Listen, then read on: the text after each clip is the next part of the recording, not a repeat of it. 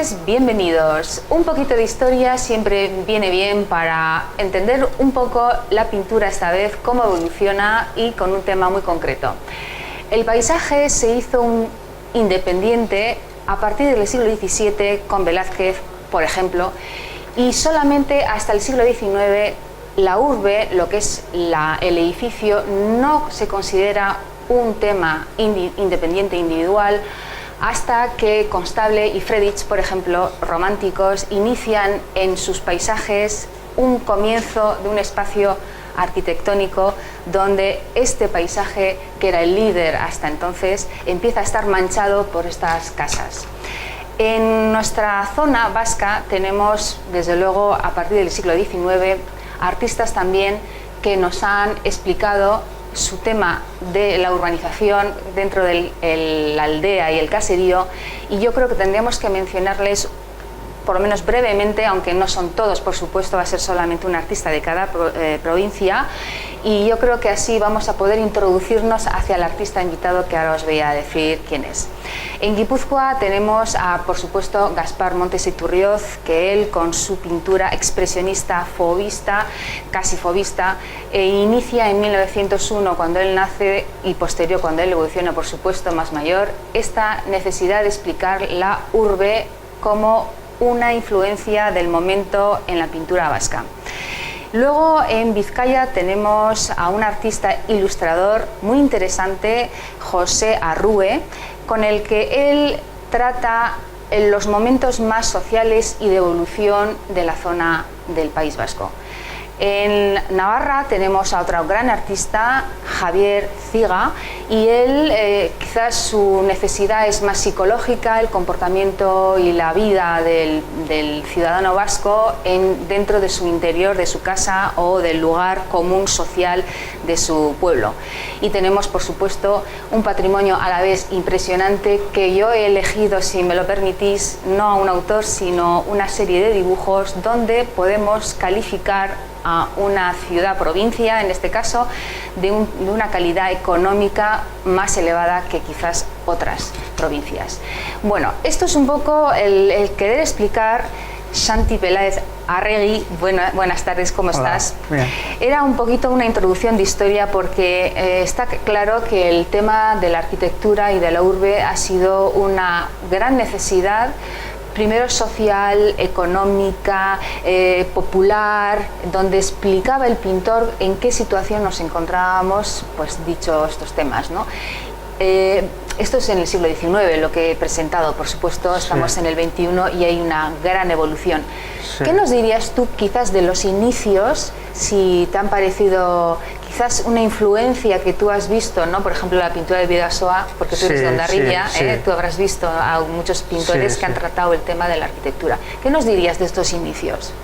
Bueno, a mí me ha influenciado, yo lo que tengo menos influencia es de la pintura actual, porque hay como es más difícil de llegar a los pintores que son actuales, y en cambio en los libros de historia, en todos estos libros que hacen de arte, puedes ver, por ejemplo, a mí me influencia, por ejemplo, si veo un libro de Cézanne, como él influenció a los cubistas. Luego yo, cuando pinto mis rascacielos, también cojo esa influencia del cubismo, del expresionismo. Claro. Luego ya sé que hay pintores actuales, por ejemplo, Richard Estes, que es un pintor hiperrealista, pero que yo no soy capaz de llegar a él como podría llegar a otros pintores más reconocidos, y igual también es verdad que estos pintores actuales no han pasado ese rigor del tiempo. Claro. Entonces, o sea, y en el tema que yo trato de los rascacielos, pues no tenemos referencias como podía ser, pues, un cuadro de Hopper, que lo has visto 1000 veces. Claro, que es más fácil de leerlo, ¿no? De leerlo y de entenderlo. Santi, si te parece, te vamos a presentar, aunque yo creo que ya os suena. Santi Peláez fue este año, en el 2016, nominado finalista y luego galardonado con un diploma de honor por el jurado de este concurso, y tuvimos una pequeña una entrevista coloquio entre unos cuantos artistas que también lo fueron como tú, reconocidos. Santi, Dondarribia, ¿verdad? Y me decías que trabajas en Beasain. Sí, desde marzo tengo el estudio en Beasain, ya en septiembre empecé a arrancar con alumnos y ya estoy muy animado y con muchas ilusiones en el estudio. Muy bien. Bueno, vamos a retomar entonces el tema que es la excusa, ¿no? El propósito que tienes a la hora de contarnos qué es lo que necesitas decir, ¿no? De tu tiempo, del 2017, ¿no? Que estamos ya. Para ti la pintura es una especie de libro abierto que seguramente narras pues tus inquietudes y tus preguntas y tus respuestas. Entonces, ¿por qué el tema de la urbe? Yo primero quería un poco ampliar lo que es el término de urbe, porque claro, igual tú has comentado Montes Iturrioz, por ejemplo, pero si le dices a Montes Iturrioz si él pintaba urbes, pues te diría que no, que él es paisajista, ¿no? Claro, pero hoy en día, yo por ejemplo también pinto temas pues de Beasain, pues ahora tengo en Aterpe Taberna, tengo ahora pues por ejemplo un tema del Ayuntamiento de Beasain. Pero a mí, yo eso lo calificaría también un paisaje urbano, porque en una época que vivimos ya de la globalización, donde cada vez que sales a la calle te encuentras con un montón de gente y por ejemplo, tú puedes imaginarte, por ejemplo, a Menchugal pintando un cuadro de barcos, pues era un paisajista. Pero yo me imagino ahora irme al puerto de Hondarribia a sacar fotos, saco fotos de unos barcos, y luego hago esa obra y a mí no me parece un paisaje urbano. Claro, porque de fondo también tienes por eso casas. quiero ampliar, yo hago paisajes de Nueva York y hago paisajes también de mi entorno y luego lo junto todo para las exposiciones y me cuesta decir que soy, o sea, me gusta decir que soy paisajista, pero me cuesta mucho más entender el término, porque es mucho más un paisaje urbano o una urbe, ¿no? También. Bueno, es lo que también comentaba, ¿no? En el inicio, el paisaje como tal, como árbol, montaña, era un tema que hasta el siglo XVII, en la época de Velázquez, no se había hecho solo paisaje, sino siempre era la ventana abierta, pues donde se veía ese bonito árbol, ¿no? Esa ladera, y delante estaba pues la figura, el rey o fuera, ¿no? O sea, hay esas frases hechas, por ejemplo, de Vermeer, que solo pintó 2 cuadros en toda su obra, que pintó 2 cuadros paisajistas, y que eso es casi los inicios del paisajismo. Luego está y lo sigue en el siglo XIX, que él fue paisajista, y es hasta el siglo XX que no. Eso es. Que no y ya cuando se empieza a pintar, por ejemplo, los impresionistas, temas de París, Van Gogh y Pizarro y así, empezaron a pintar, y eso ya fue el paisaje urbano que entendemos ahora. Claro, hombre, los románticos sí tuvieron mucho que ver, finales del 19, cuando justamente aparecían esos edificios rotos, que ya te acuerdas, ¿verdad, Santi? En la mitad de aquel bosque, ¿no? Y donde ya había una intención psicológica de explicar que algo estaba ocurriendo con el lugar donde vivimos, que es pues, pero la yo casa, pienso que todavía eso estamos digiriendo todavía, y hay mucha historia por delante sobre el paisaje urbano. Y por ejemplo, sobre los rascacielos de Nueva York, los cuadros que se pintan, por ejemplo, de Times Square, con estos taxis y estos cuadros, pues hay muchos pintores que pintan ese tema, pero todavía no está ese tema digerido como puede ser pues un cuadro de Magritte o de cualquier otro pintor del siglo XX, ¿no? Entonces, efectivamente. Hombre, está claro que es más fácil hablar y entender a un artista que ya ha fallecido y su obra ya no evoluciona, y entonces analizarlo es más fácil que uno que todavía vive y es muy reciente, y entonces claro, ahí todavía está en un proceso de interrogación, ¿no? Este propio artista, ¿no? Entonces es lo que tú quieres comentar, ¿no? Que nos cuesta más al nivel popular acercarnos de una manera natural, como lo hacemos, por ejemplo, a los cuadros de rascacielos, exactamente. Por ejemplo. Santi, tú me hablabas también de, hay una frase muy bonita en en este folletín que me has dejado, donde vemos, anunciando tu próxima exposición en Beasain, ¿verdad? En Aterpe Taberna, que me ha hecho muy bien el encargado, o sea, muy bonita. Estoy muy contento. Y comentabas y comentas como que te inspira la forma y luego el contenido también de esa forma. Cuéntanos qué quieres decir. Eso me vino también enlazando con el tema de los libros. Estaba con un libro de Kandinsky y él en el almanaque de Blaue Reiter de 1914, creo, pues introdujo la frase que en el arte la forma es secundaria, que lo principal es el contenido. Y yo empecé a pensar, como mi obra es un poco ecléptica y puedo meter un cuadro de Nueva York y luego al lado un cuadro de, pues una figura de, por ejemplo, como tengo aquí en Beasain, del David de Miguel Ángel, luego al lado pues igual voy a meter unas acuarelitas pequeñas que eran apuntes para un encargo de unas ventanas y claro, yo veo y a veces veo formas y a veces es más fácil cuando, por ejemplo, haces una serie y la serie tiene un contenido general. Luego están otros pintores que hacen cuadros individuales y cada cuadro tiene su contenido. Pues cuando haces en composiciones, yo a veces hago composiciones en las que introduzco letras de libros, y en esas son, como explico ahí, en esas sí que encuentro que tienen contenido el cuadro. Claro. En otras veo forma, pero me gustaría que la gente, cuando viera los cuadros, por ejemplo, de un paisaje de Beasain, que encontrara algo más que no una forma, algo que yo he sentido en ese momento o cómo me he expresado yo a la hora de pintar. Entonces tengo esa duda existencial de si mis cuadros traspasan esa frontera de la forma. Eso es la lucha. Y yo por eso es esa... Efectivamente, Santi, es que lo que estás comentando es lo difícil del profesional, ¿no? Que no se quede... Hombre, eso Kandinsky lo puso era un pintor abstracto y refiriéndose al arte abstracto, pero claro, estamos los artistas figurativos que nos puede afectar también. Claro. Claro. Eso, ¿no? Bueno, y que luego también hay hay un ambiente que la propia ciudad tiene, que tú sientes cuando apareces dentro, y puede ser una persona que te despierta esa emoción o esa tristeza o esa inquietud y por eso la quieres hacer aparecer en tu obra, ¿no? O sea, no solamente es la ventana con la pared o la técnica o el momento en donde tú te encuentras en el estudio, eso tú sí lo entiendes. Claro. Y tú cuando ves tu cuadro tienes esos recuerdos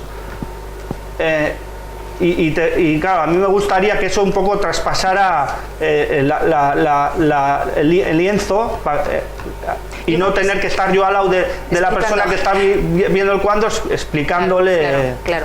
Bueno, yo creo que sí lo consigues. De todas formas, también hay que decir que hay que estar un poco preparado, porque yo creo que el arte, como lo hemos comentado antes, el arte nuevo, pues todavía falta educarlo, ¿no? Y vosotros mismos, los artistas, también sentís que falta un poco, ¿no? Por eso seguís trabajando, porque hay una inquietud que se ha quedado después del último cuadro, que en el nuevo quieres intentar solucionarlo. Entonces fíjate, el espectador que no pinta o que pinta pero no lo tuyo, el que entiende de arte o es amateur, irá mucho más lento que tú, que lo estás creando, lo estás pensando y lo estás estudiando, ¿no?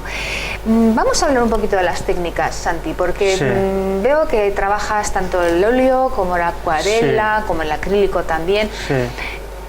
¿Por qué esa necesidad de variar la herramienta? Porque quizás esos chorretones, por ejemplo, no te los puede aportar otra técnica como, por ejemplo... Yo lo que pasa es que empecé dibujando, por ejemplo, yo empecé en la academia de Javier Sabastazo en Hondarribia y él tiene una experiencia increíble en enseñar a dibujar también. Sí. Entonces yo empecé a dibujar a lápiz. Luego ya no tenía yo en mente el óleo, por ejemplo. Era para mí un sitio muy diferente al que yo había vivido con el tema de los tebeos. Era muy fan, por ejemplo, de los tebeos de Spiderman y estas historias, y fui a aprender a dibujar a lápiz. Luego empecé en la acuarela y luego ya me animé al óleo y al final he conseguido crear un círculo en donde en donde tengo una disciplina de trabajo en donde un día hago óleo, al día siguiente hago acuarela y al día siguiente pues puedo hacer un apunte o puedo hacer un acrílico y esa es Santi, la cadena en la que estoy sumergido cuando... Pero creo que también con el óleo tú puedes llegar a encontrar unos efectos, unas texturas, unas veladuras que quizás el acrílico no te aporta. No. Entonces, por eso la necesidad de volver a entrar en el tema arquitectónico psicológicamente, pero condicionado por el material que, claro, ya, por ejemplo, como hemos dicho, el acrílico es más plano, es más frío. Ahora he empezado ya a experimentar cosas nuevas, por ejemplo, en un cuadro que he hecho ahora le he metido una tabla que he pegado. Eso me viene porque me gustó mucho, por ejemplo, la exposición de Lazcano en la Sala Cubo, y él tiene unos cuadros en los que por los lados tiene unas, no sé si, unas planchas o algo así. Y después de ver eso, le pegué una tabla a un lienzo. Luego estoy haciendo también con polvo de mármol. He hecho para hacer la textura como de la escultura, he hecho como un torso que saqué unas fotos en el Vaticano de los torsos de las esculturas que hay allí, y le he metido polvo de mármol. Entonces, bueno, todo el rato es algo... Sí, como referencias a... Sí, el óleo tiene esa riqueza de que puedes variar mucho. Claro. Luego el acrílico, pues solo me dedico a pensar historias y a ver qué puedo sacar sobre tema, pues, fantástico. Por ejemplo, me gusta mucho el arte fantástico, el simbolismo también, pues de Munch y todas esas historias, y en el acrílico encuentro eso que puedo hacerlo, hombre, desde mi punto de vista, porque yo creo que cada artista que hace arte fantástico tiene su historia, ¿no?